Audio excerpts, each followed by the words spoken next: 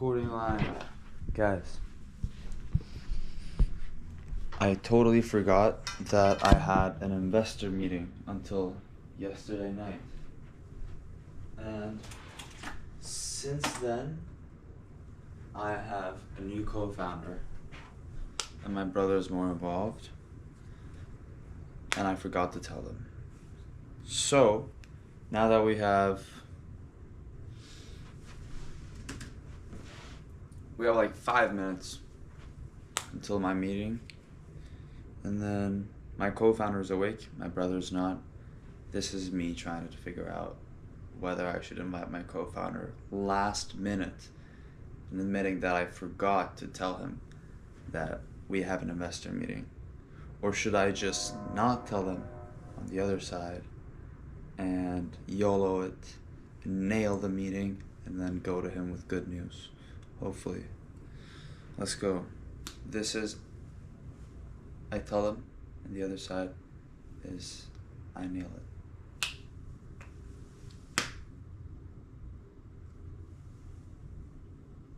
I nail it and then tell them afterwards.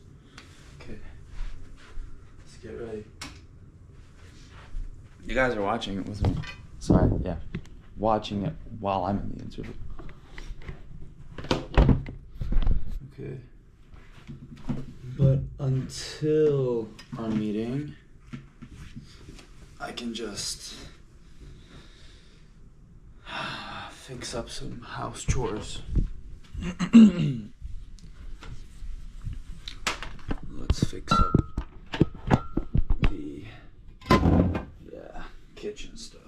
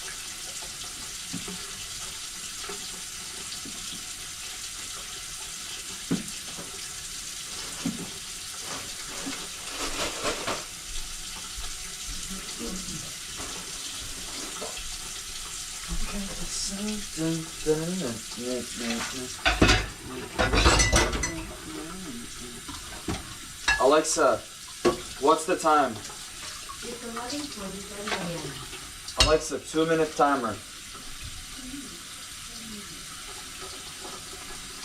Alexa.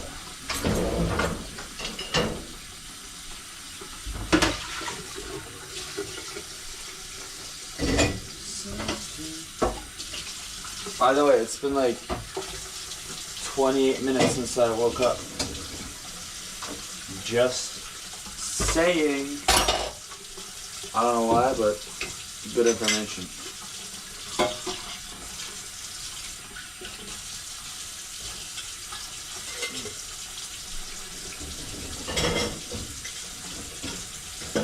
Smells like questionable decisions.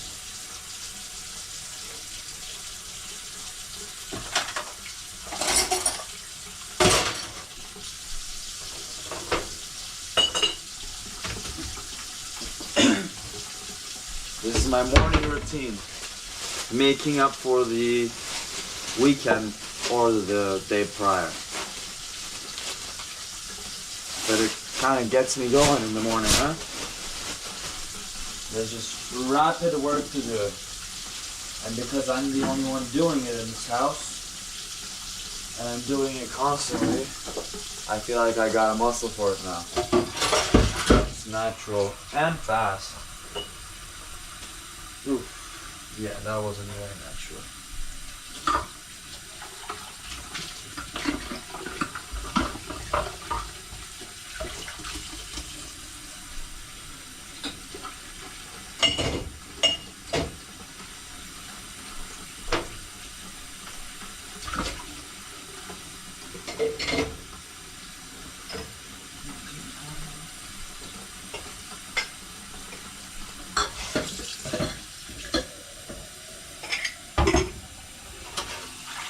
Alexa, stop. 2-minute timer stopped on Verbosex second Echo.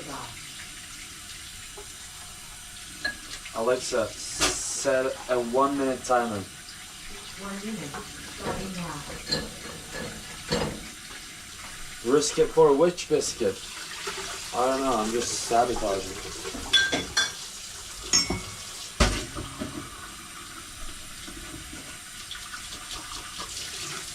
Is this de-stressing? Kinda, I'd say. I'm moving. I'm upbeat, doing stuff. Let's see. I need a lot of water to function in this meeting to begin with.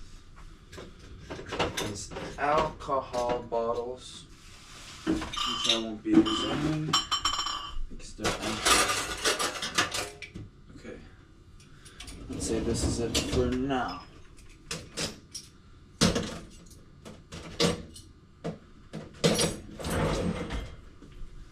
Pack it up, back it up, and let's conquer.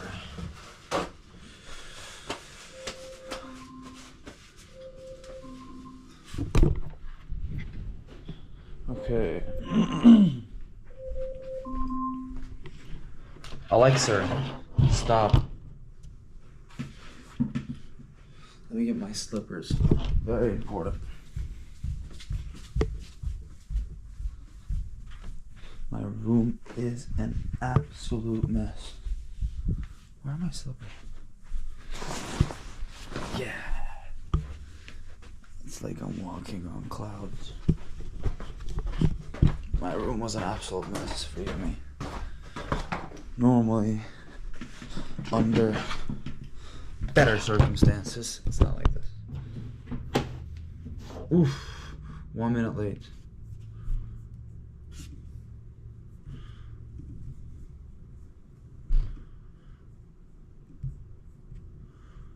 Look at the sun,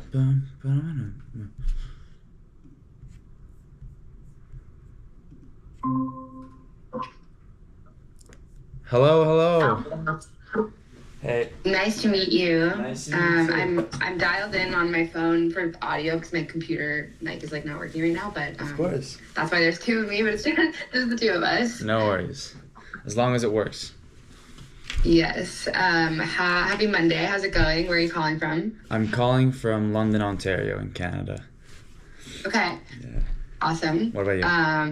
I'm in New York. I just saw your note. Sorry, I didn't respond sooner. But about it's being in okay. San Francisco. I'm not based. I travel to SF frequently for work, but I'm not based there. But cool that you're going. What are you going to be in SF for? I mean, it was just an impulse decision. But I mean, I've been working on impulse decisions, but they're all pretty calculated, I'd say, since the beginning. Okay. And the main purpose, I'd say, is planting the seed more than anything for the network that I want to establish over there, making connections, and possibly finding investors, of course, and seeing how it is overall, because hopefully one day I'll be there working on my startup. Love it. Tell me about your startup. So I'm developing an app that will treat the execution and discipline problem in the world. Everybody wants to become more. There's more competition. There's better lifestyles we constantly see on Instagram, and we all know how to get there. But the problem is discipline and actually doing and sticking to the stuff we say we're going to do. So I'm building an AI app that will keep you accountable. It's not like your average to-do list or just planning app like Google Calendar or just to be organized like Notion. It'll actually call you, get you motivated, understand what gets you moving, what are your excuses, classic excuses, and it'll find a way. I mean, there's a lot of behavioral psychology involved, so that's the exciting part. An AI actually getting you to do something that you normally wouldn't do and actually keeping you accountable. And I'm trying to build a whole ecosystem where people will be productive and keep each other accountable along with the AI working on it. So it'll get to know you and then, it'll get to know you and then motivate you and then keep track of what you're doing. So the whole essence of the app, I'm sorry, there's so many notifications. No worries. So the essence of the app is that it actually can prove that you did the stuff. Now that we got image recognition and everything. Have you used BeReal before or heard of it? Be real, yeah. Yeah. So I'm hoping to get the essence of BeReal where on when the event times happen, whether it's waking up and stuff like that, you actually have to take a photo to prove it. So that just defies the whole, um, mainstream stuff where you don't have to prove it. Just tick a box and check a box, and they say, okay, you did it. But who knows if you actually did it? So Yeah, interesting. Do you think that motivation is the issue, or do you think it's like lack of accountability, lack of consequences for not taking Yeah. action? Yeah, exactly. That's my whole point. It's actually entirely accountability because I live with my brother and we work on, a different business, which is a marketing agency. And since I started living with him in London, Ontario, and hustling, we've been able to get each other moving and motivate each other, wake each other up. A lot of people don't have that luxury of having a close person or someone to call you 24/7 and call you out if you're lacking in some spaces. And I feel like that was what got me moving most of the time, to have like an objective, a mirror of myself, I guess, because he knows what I want and knows how to get me moving, right? But is it helpful to have him keep you accountable because you care about what he thinks of you, or like he's a stakeholder in your life, or is it just like the holding the mirror up and like shining a light on the fact that you're not committing to the things, doing the things that you're committing to? Yeah, I'd say mostly calling me out. Okay, Yeah. interesting. Cool. How does it actually work? So the process of the app is you download it and it has your own onboarding process, trying to understand what you actually want to, well, I'd say not accomplish in life right away because most people don't know it. So we'd like to start with short-term goals like going to the gym, studying more, working more, having a work-life balance, or trying to gain a new habit. And then it gets to know you, and over time, the habits that you want to work on accumulate. And then afterwards, it's just execution time. It calls you in the morning saying, hey, Mackenzie, snoozing is for losers, time to wake up, and then whatever gets you moving. The best part about the whole app is that you can choose your own language, and it can be tailored to whatever gets you moving, whether it's tough love, supportiveness, neutrality, or in the later versions, you can even choose your own mentor. Like if you want Neil deGrasse Tyson waking you up in the morning. Cool. Okay. And how long have you said you're building this company with your brother? Yeah. I was the initiative taker of the whole app. He is taking care of our other baby, which is like a marketing agency, but it's pretty much automated now. We have a whole team. We're supervising it right now, and I'm taking the lead on this. And well, we're both not technical, so I have a support system around me, and they kept on saying, okay, you need a technical co-founder, and I always knew that I needed one. But unlike everything in this business, which I rushed from the development process, incorporation, everything, with speed, because that's one of my biggest philosophies, speed. But I didn't want to rush a co-founder because I didn't want to make the wrong choice. After all, it is a big, possibly the biggest commitment of your startup, and I didn't want to make a bad decision overall, I'd say. Okay. I didn't want to rush it. Sure. But I did found Sure. him, by the way. I do have a co-founder now. Oh, nice. Okay, Yeah. cool. Who's your co-founder? His name is Raul. He's in Florida, and I made the grave mistake of forgetting to tell him about this meeting. So hopefully I'll nail it and go to him with good news. No stress. What's his background? Like, how did you meet him? Y Why did you Combinator. decide to bring him on? Yeah, Y Combinator founder, like the portal to Yeah. find people. My main criteria for finding people was, I guess, for them to be personable, a people's person rather than just being technical, and that being to their whole personality, because that's what I was afraid of. People can have awesome skills, but if they can't put their point across or like level with you and listen to you, make good conversation, make a good connection. I mean, also he compliments my mistakes too and stuff like that. He's studying AI. That's what he's passionate about. I mean, I don't, because I'm not technical, I don't know to the highest degree of what he's capable of. Sure. But at the end of the day, from what I've seen by talking to investors and watching a ton of videos, the guy doesn't have to be super, super technical. He just have to have the same passion that I do and the technical brains to actually learn it on the job even. Because after all, you don't want to bet on one person racing for you. Because if I trip, if I sprain my ankle, the business is gone, right? And we need someone technical, or at least passionate and sort of technical, to work on it with us. Cool. Okay, sounds good. Why are you and Raul the best people to build this business? Like, what do you know about the world that the other people building in a similar space don't? What are they? Okay, so I'm in the core target audience. I'm a part of the demographic, so I'd say 18 to 30, where we're constantly exposed to better lifestyles on social media. We're constantly on Instagram, TikTok, watching other people make more of their lives, becoming rich, driving Bugattis, whatever the case may be. And there's all these ways that you can get there, and that we're constantly being told, okay, you got to do more. Your normal average lifestyle is not fulfilling. It shouldn't be. There's more out there. You could be doing this right now. You could be doing that right now. And that's what we're fed 24/7, causing us to feel not enough. And then I have a passion for helping society. My end goal in life is just changing stuff in the educational system. And I don't know how to get there right now, but I'm really passionate for changing stuff in society. And that's what I saw in his Y Combinator 2, true passion for actually changing stuff. I mean, he didn't even, he was so direct and sure on his biography.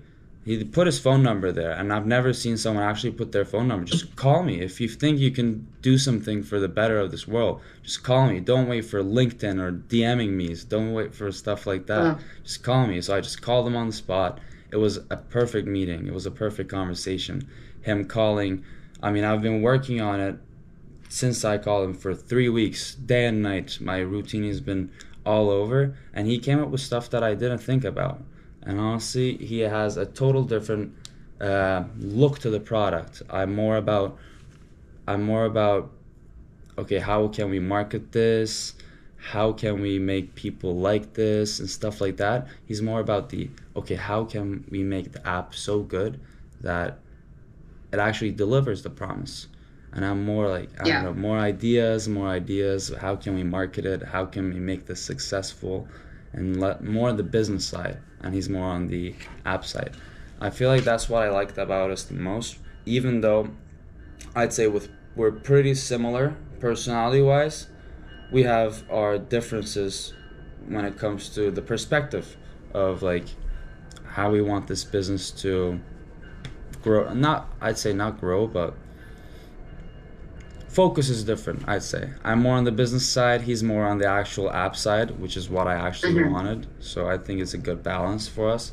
Plus, I wish I had told him earlier that you would love him. He's very personable and so not looking like technical. He's super personable, and I don't know, it's just fun guy. And so I watched this video of Mark Zuckerberg saying something. I actually hire and team up with people that I would want to work for. And it just resonated with me so much. I mean, he's passionate too, and I see the passion in his eyes, and it's enough for me to, okay, I would work for this guy. He can get me motivated, he can get me boosted, and yeah, I think he's the right pick. And I also got my brother great. too. Yeah. That's great. What's your background? Have you started a company before? Have you raised venture money before? Where'd you go to college? What'd you study? Like, talk to me about your career and your life. So I was born in Toronto, and I got the passport. But before I could say mom or dad, I was brought back to Turkey, and I grew up there. Okay. And I grew up there for like until I was 18, and then I came to Canada for education and just better economy and opportunities. So I went to school for 1 year, tried like um, my first company was with my floor mate. It was an impulse partnership from the first day of the university at the dorm. Okay, let's build something. We were both on the same mindset. Let's do it. And then afterwards, we both joined a fraternity. Think when things went haywire, and then partnership one failed. And I just What was the company you were building? it was called Raise Returns. It was a marketing agency where we just Okay. called people and just like, okay, we want to run your social media. And then next year, I took a gap year, and then I tried to see what I actually enjoy in life, because I certainly wasn't enjoying university. And Okay. then I started like halfway throughout the year, we started a marketing agency with my brother this time, and our method was mostly in person instead of cold calling and stuff like that. And that's going pretty good. It's been just like over a year and 10 days, I'd say. And we have like 10K Okay. MRR. Like we have multiple clients that like over 40 clients that we worked with, and 12 that we're currently working with. So that's picking up. It's going good. Okay. Yeah, I'd say we're in the team building business rather than just marketing itself. And then that's picking up. And then also this now. We got this going Cool. on. Yeah. Yeah. What kind of marketing services do you provide? Like, who are your clients? What does like your scope look like? I mean, right now, my brother has a sales experience of door to door and in person stuff. So we wanted to leverage that, because on my other business with my other partner was mostly cold calling, and people are not super responsive to that. But my brother has a track record of just being able to sell stuff in person. So we go to restaurants. I'd say that would be our major clientele market at the moment. Restaurants. We just go in with a crew. We have models from university, camera crews, and we just go in and just like make a whole turn their whole restaurant into a little studio with our budget team, and then give them the whole, big boy companies vibes. I'm bringing to them in a budget team, I'd say, with a commercial. And then we also have like SEO services, website building stuff, but this is our main stuff too, actually. Okay. Yeah. Very cool. Very interesting. Cool. Well, thanks for answering my questions. How can I help you? I guess how did you get connected to Charlie originally? I was just blitz mailing everybody. I wouldn't say spam, but I was just trying to figure out, okay, I asked ChatGPT to just give me a list of 200 people best to worst for me to approach, and then I'd say Charlie was on the list, and then hopefully he responded back, unlike a lot of people. Well, I did put a lot of effort into my emails, but yeah, he responded, and now here we are. Okay. So are you interested in, like, I guess how much you know about Antler? Are you interested in the residency? Are you interested in the residency in Toronto, the residency in the US? Like, talk to me about how I can help you. Okay, so I heard that you guys have an awesome like workshop office. I'd say it's both right now. Like people come as founders, whether they have an idea or not, and then they work on it during your seasons. But he also mentioned that if I went to the office off season, I might be able to make good progress over there, meet some good people. And that's what I liked about it the most, that I actually now have a tangible, like rather than networking meetings and SF, I might be actually in a better environment, meeting people like investors, other founders, getting better feedback while I'm working out your guys' space. And then I also like how you guys bet on founders more than anything, and that's what I like about Antler the most, I'd say. I didn't know who you guys really were before I approached, and I had the chance of Charlie explaining it, but yeah. Okay, so are you interested in like the residency program? Or are you interested in raising capital? Like what's your like Both. where kind of are you? Both. I'm looking for capital, and I'm also looking for advice. Both. Okay, cool. Well, that's helpful for me to like figure out who to introduce you to or what to share with you. So yes, we do a few different things. We work with founders in a few different ways. We do direct deals. If we meet any standout founders who typically they're like a little further ahead. Typically they're like, founders that any one of us on the team has worked with in the past, has worked for, has invested in a previous company. Like we'll kind of do direct deals with them. But we also host residencies twice a year. So we just wrapped one up 2 weeks ago, and our next one is going to be in March. That's where we bring in like 70 to 130 founders in the space for 6 weeks. And it is like, quite heavy in terms of programming and community building. And it's really cool. It's like, there's an extreme unfair advantage that you have if you sit in a room with like, 100 other people who are exceptional, who are also building and at the same stage as you. But we only do that twice a year. And we're kind of, especially in San Francisco, we're moving away from that and doing more sort of just like working with founders, like the way that is sort of the benefit for you of coming to residency is like, all the speakers that we bring in and joining this community of founders and like all we don't do like classes. It's not like speed run where you're kind of like in sessions, but we sort of do like one-on-one workshops and feedback sessions and storytelling classes and things like whatever's helpful for you, you join. But the benefit to us is that we get to underwrite you as an investment, right? We get to see how you work. Like, are you as good as you say you are? How do you make decisions? Like, just, get to watch you work. So we're starting to do that where we're sort of just like bringing people in for a few weeks, watching them work and kind of aiming to get to a decision. Like we do investment committee pitches every month now. So like we are more active sort of outside of residency as investors. So yeah, those are sort of the ways in which we work with founders. We also, I guess for what it's worth, like I know you're based in or near Toronto. We have an antler in Toronto as well. I heard, yeah. My goal is to be in San Francisco, I'd say. Okay. Do you have a visa to work in the US? No, I have my Canadian passport. That's the closest thing I have. Cool. How are you going to get to the US? I can pass the border with my Canadian passport. I just don't know how long I can stay there. Right. Okay. Cool. Well, let me know. I'm happy to share like the application with you. You can apply to the Antler program in San Francisco, or if you're interested in the Canadian program. I work for the U.S. team. I lead scouting for the U.S. team, but I know Daphne, who runs the program in Toronto too. Okay. I was thinking, how likely do you think for me to find people to just chill with Antler SF, whether the program isn't running or not? I know it's off season right now, but Charlie said that even if I popped by and said hello, I might be able to find not maybe 100, but maybe 20 people working on something, and I might be able to just chill with them, work with them, pick their brains, get advice, stuff like that. What do you think? Yeah, we definitely have portcos working out of the space. I would need to check with Helen, who leads the program over there, and just make sure we don't typically let founders who we're not like actively tracking come and work out of the space. But again, like if you fill out an application, the investors on the team will review it there. Otherwise, if we have an event, I am happy to share the Luma with you. It looks like we are having an event this Friday. This Friday?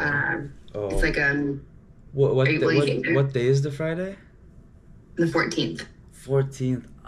I'm arriving 14th midnight. So 15th. Darn. Okay, so you're thinking for next week. Yeah, I'll be there from the 15th to the 22nd for sure. And my co-founder is coming from the 20th to the 26th because I got my plane tickets before I met him, but now he's committed, so he's coming there. Okay, so cool. Well, it looks like we have a hold on the calendar for an event in San Francisco next Wednesday, the 19th. I have a meeting this afternoon with the residency lead there to plan it, because we haven't planned it yet, but you're welcome to come to that. I'll send you the link via email.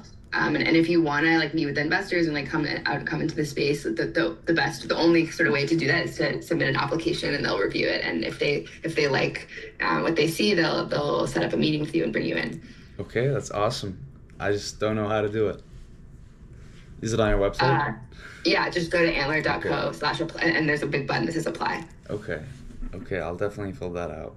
Do you think people will notice it if they're not looking for like the onboarding season? Well, it's off season. I don't know Yeah, if they'll we're read it. we're screening apps right now. Oh, okay. Okay. That's good. Exciting. Okay, so what do you think is my next step? Application, hopefully get noticed, and then go to that event if it's getting planned. Yeah, it is getting planned. We'll do something next Wednesday, like afternoon, evening. Okay. Okay. Okay. What about you, Kenzie? How'd you end up here? How did I end up at Antler? Yeah. Kind of a long story. I previously built a company and I met Antler when I was raising my seed round. And then 5 years later, that was 4 years ago. And 7, 8 months ago, I moved back to New York. I was looking to join a fund, and the Antler model really resonates with me. I think it's really, first of all, exciting to like meet founders all day, every day, work with founders all day, every day, and sit on this side of the market. Like I think, there's a lot of funds that write like 8 checks a year. We write like 80, right? So like exposure to a bunch of different companies in every sector is really exciting to me. It is so exciting. I hope I'll be in the same seat as you one day. As an investor? As an investor or just peeps advisor, anything. I like meeting people with ambition and drive and wanting to change and do something with their life.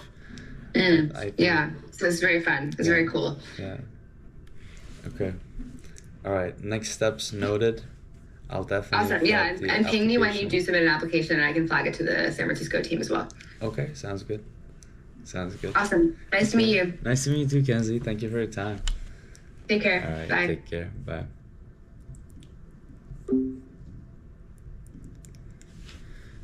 How did that go? No, he was fun. Sorry, she was fun. She was smiling, bubbly, but she does this for a living, so she can see past all the BS's, I'd say. I hope I wasn't saying any BS.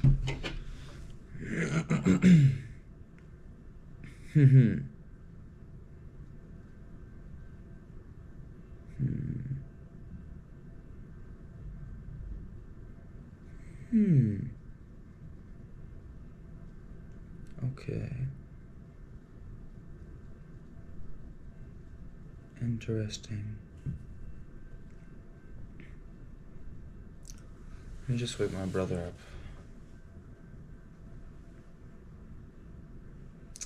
Yeah.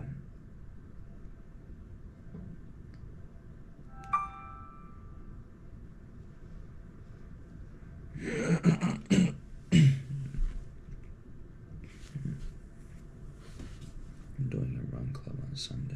A friend.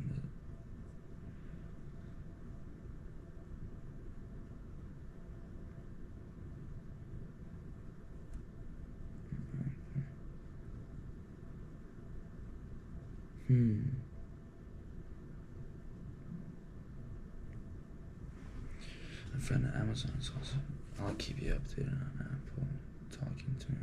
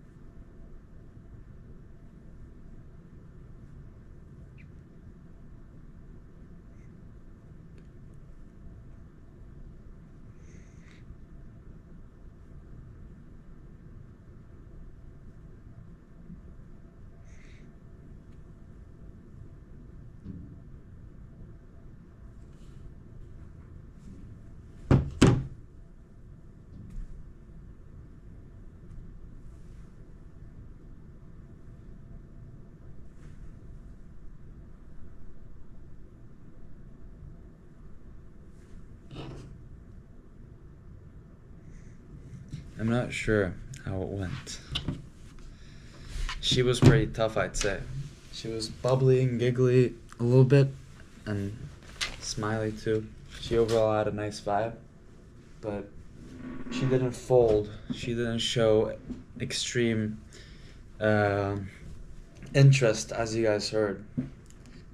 She asked critical questions, and I'd say she does her job good. Very well.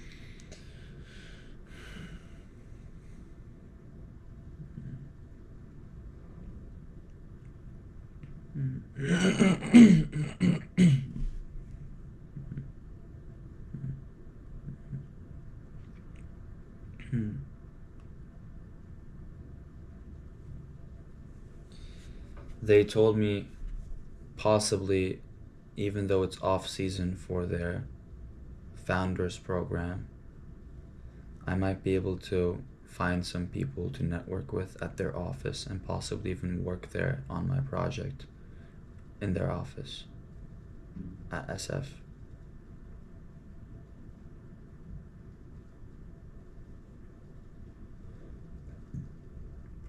They do have an event while I'm there.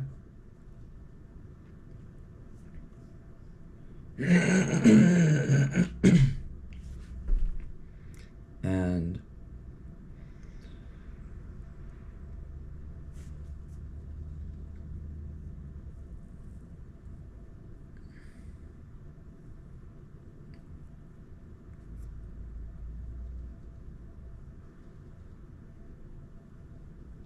possibly we can use their office as our office. Our workspace for when we're there.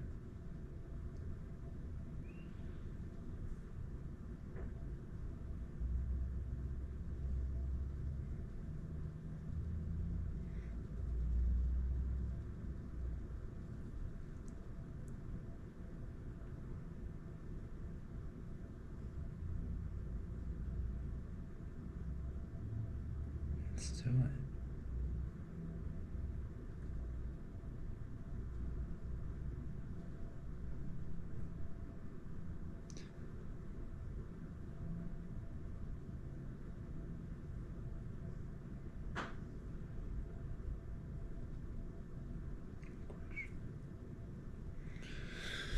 Okay, time to wake Dennis up.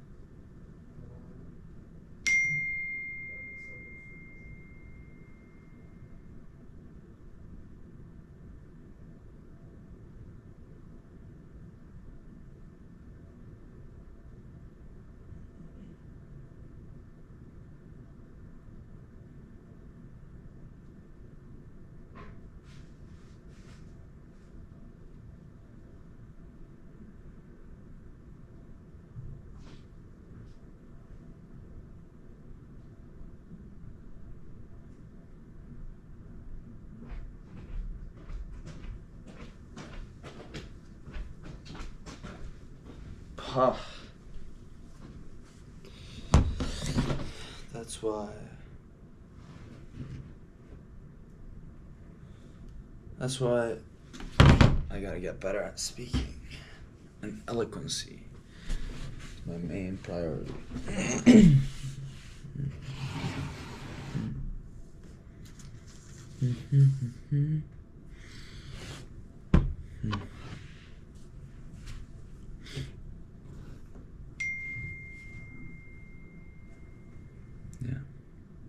No.